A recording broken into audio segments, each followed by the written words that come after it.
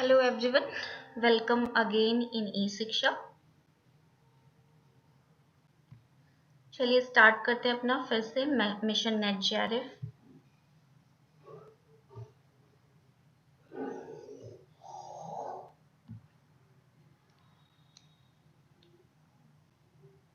Give me a second please. Start करते हैं अपना मिशन नेट जेआरएफ 2021 पेपर 1 पढ़ रहे हैं हम लोग। पेपर 1 पढ़ रहे हैं बट मैं पेपर 2 के बारे में बता दूं कि पेपर 2 मैंने आपका यूनिट 1 कवर करा दिया है। आप वीडियो सेक्शन में जाके उसे देख सकते हैं। यूनिट 3 में मैंने कुछ पार्ट्स अभी पढ़ाए हैं और उसे छोड़ दिया है, उसे भी अभी कंटिन्यू करूंगी।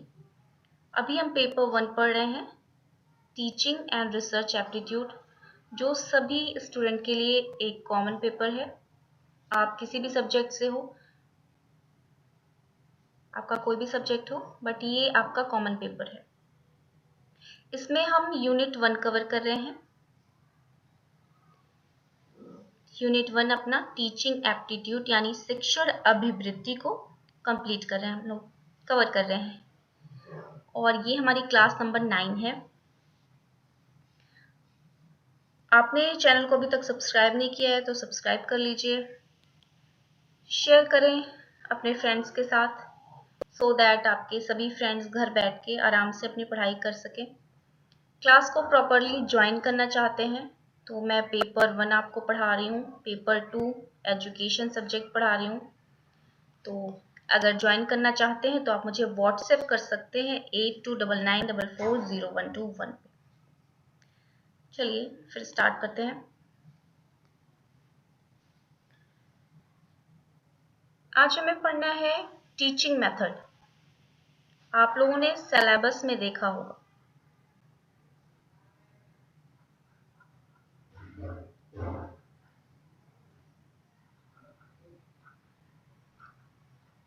शिक्षण की विधियां आप लोगों ने सिलेबस में देखा होगा और सिलेबस में ये भी लिखा होगा teacher centred method, student centred method, यानी कि शिक्षण से संबंधित विधियां जो हैं और शिक्षार्थी से संबंधित विधियां हैं, या mix method, online method, offline method, ये सब आप लोगों ने देखा होगा।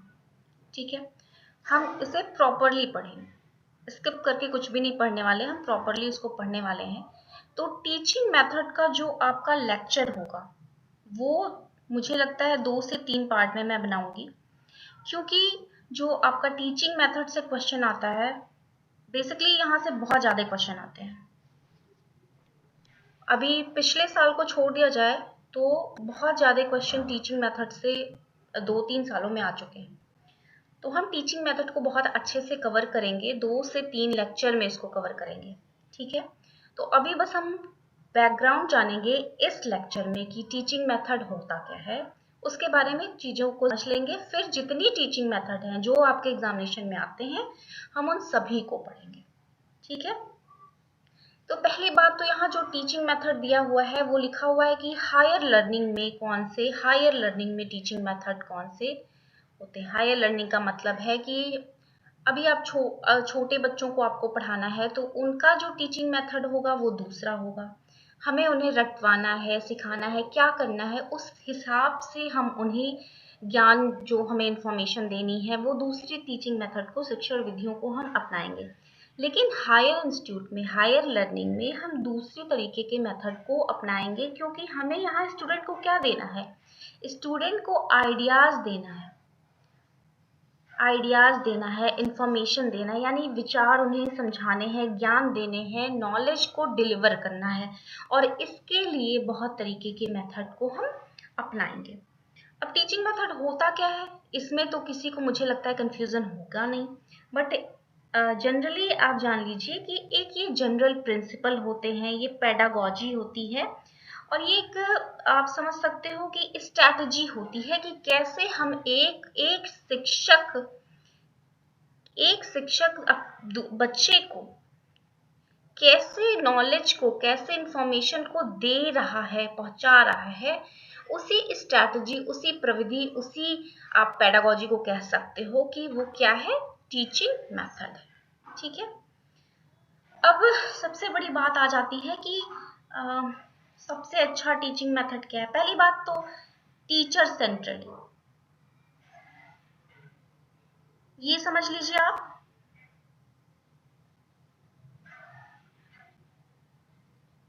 टीचर सेंट्रेड और आपका आ जाता है स्टूडेंट सेंट्रेड।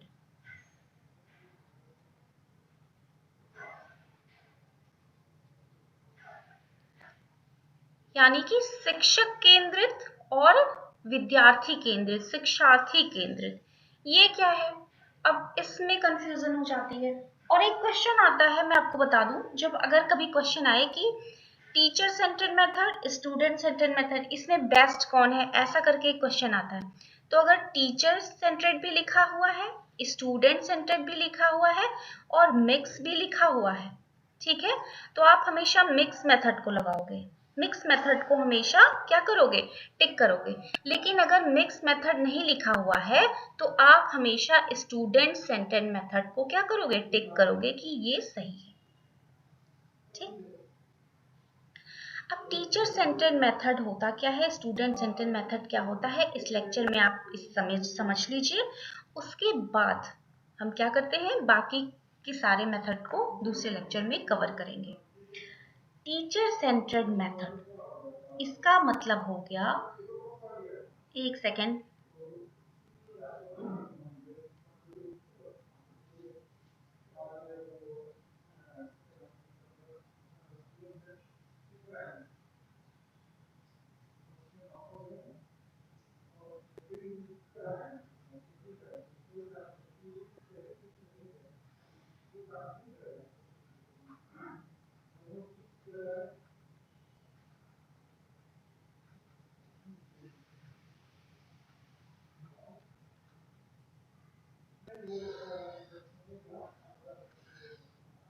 चलिए, टीचर सेंटर्ड मेथड का मतलब होता है कि जो अथॉरिटी है, सत्ता है, वो टीचर के पास होगी, है ना, टीचर के पास होगी। टीचर ही डिसाइड करेगा कि क्या पढ़ाना है, व्हाट, क्या पढ़ाना है, कब पढ़ाना है, कैसे पढ़ाना है, सब कुछ ही, सारी चीजें टीचर डिसाइड करता है।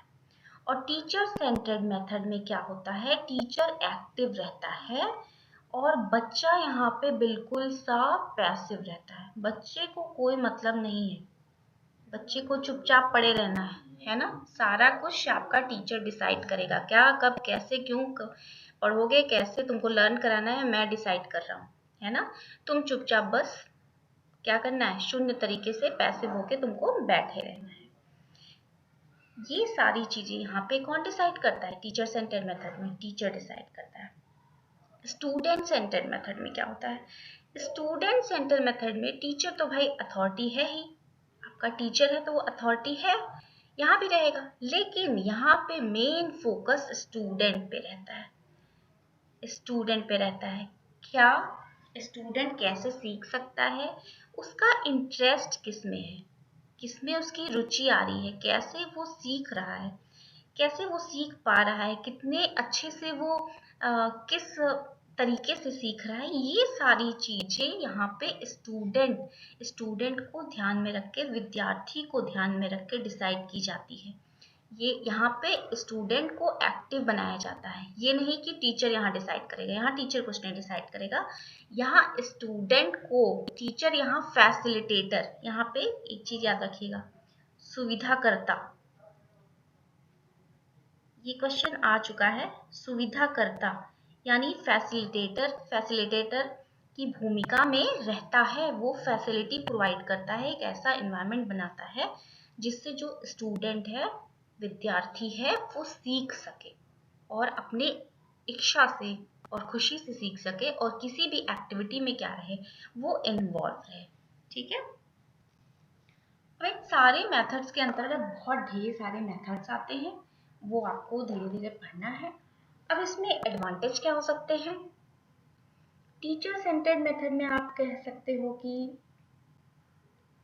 क्लास जो रहेगी आपकी डिसिप्लिन रहेगी, अनुशासित रहेगी, है ना। टीचर यहाँ पे है, अथॉरिटी में है, ये सब सारी चीजें जब टीचर डिसाइड कर रहा है तो क्लास आपकी डिसिप्लिन रहेगी और टीचर का कंट्रोल रहेगा पूरी तरीके से, क्लास पे पूरा नियंत्रण रखेगा। टीचर सारी एक्टिविटी को डायरेक्ट करेगा, यानी सारी एक्टिविटी जो है टीचर डायरेक्ट कर रहा है, निर्देशित कर रही है, तो यहाँ पे स्टूडेंट को बहुत चिंता करने की जरूरत नहीं है, स्टूडेंट को कुछ सोचने की भी जरूरत नहीं है, कोई भी इम्पोर्टेंट टॉपिक मिस नहीं होगा, क्योंकि भाई यहाँ पे टीचर सब कुछ डिसाइड कर रहा है, डायरेक्ट कर रहा है, निर्देशित कर रहा है, तो यहाँ पे वो सब कुछ मैनेज कर लेगा। ठीक है, अब इसका आप कह सकते हो इसकी बुराई क्या हो सकती है, डिसएडवांटेज क्या हो सकते हैं। अब इसकी बुराई ये हो सकती है कि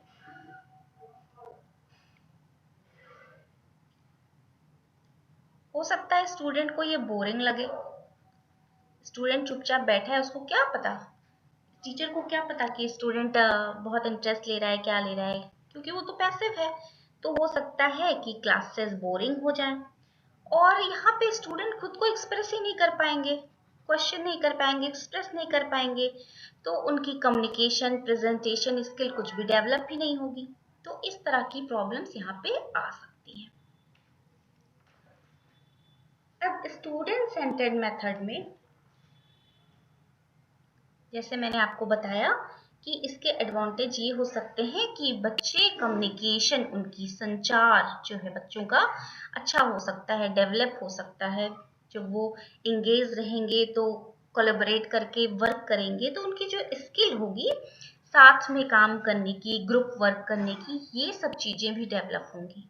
ठीक है, स्टूडेंट ज्यादा इंटरेस्ट लेगा क्योंकि स्टूडेंट क्या है यहाँ पे एक्टिव है, तो वो ज्यादा इंटरेस्ट लेगा।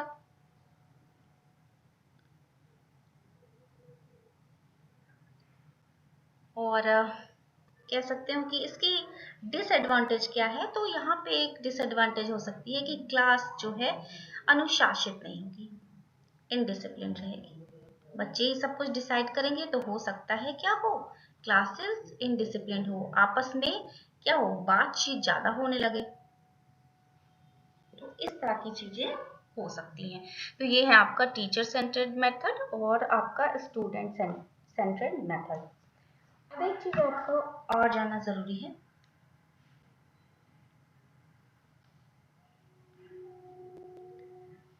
टीचिंग मेथड को पढ़ने से पहले कुछ चीजें आपको जानना जरूरी है कि जैसे जब हमें सिर्फ नॉलेज देनी है, ज्ञान देना है, बच्चों को नॉलेज पहुंचानी है, तो हम किस किस तरीके के मेथड को यूज करेंगे, तब हम यहाँ पे लेक्चर मेथड को यूज करेंगे। ये सारे मेथड सभी आपको पढ़ने हैं, ये याद रखिएगा, क्योंकि यहाँ से क्वेश्चन आते हैं। लेक्चर मेथड, ड्रिल मेथड, और आप कह सकते हो डिडक्टिव मेथड, असाइनमेंट, ये सब चीजें हम यूज करेंगे। और जब हमें क्या करना हो, बच्चों के आइडियाज को और इंफॉर्मेशन को यूज करना है, एबिलिटी डेवलप करनी है, ability to use ideas and information, idea और इंफॉर्मेशन को यूज करने की एबिलिटी डेवलप करनी है, तो हम क्या करेंगे, इंडक्टिव मेथड पढ़ेंगे। साथ में ये बस आप ऐसे ही समझ लो, इसमें कुछ जानना नहीं है, इन सबको मैं एक्सप्लेन करूंगी। डेमोन्स्ट्रेशन कहाँ कब कौन सा मेथड यूज होता है जान लेने से बेटर होता है। डेमोन्स्ट्रेशन मेथड आप कह सकते हो, वर्कशॉप, और साथ में आपका केस स्टडीज,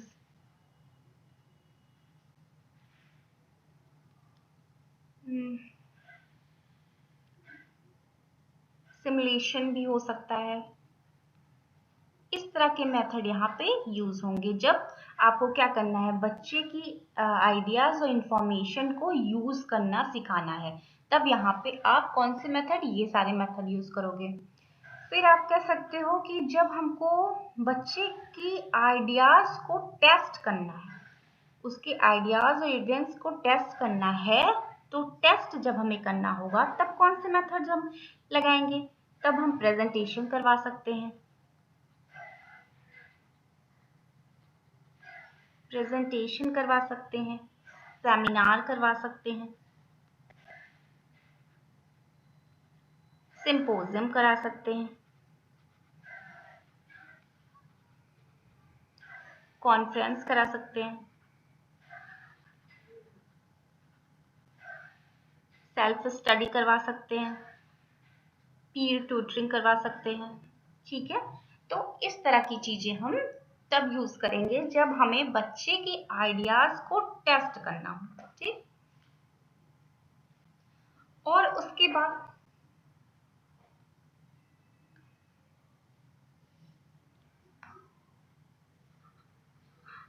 अगर हमें देखना है कि बच्चा एब्स्ट्रैक्टली अमूर्त रूप से सोच पा रहा है या नहीं, तो इसके लिए हम क्या, कौन से मेथड अपनाएंगे, तब हम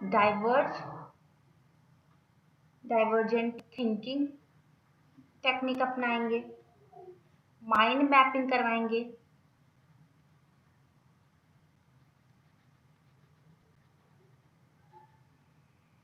ह्यूरिस्टिक मेथड लगवाएंगे,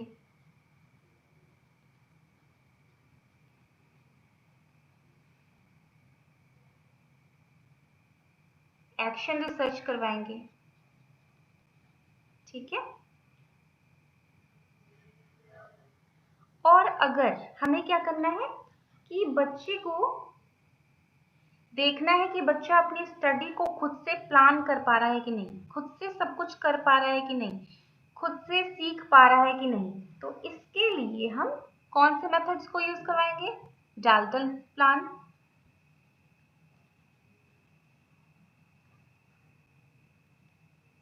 इंडिपेंडेंट स्टडी,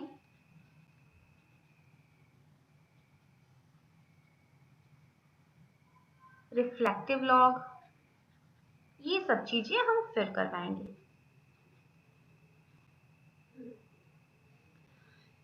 तो इस तरीके से हम कई तरीके के टीचिंग मेथड को यूज़ करके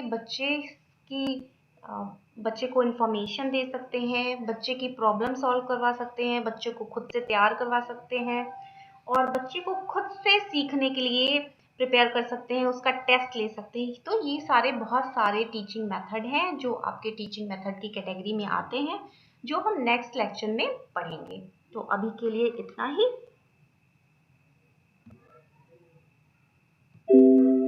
Thank you.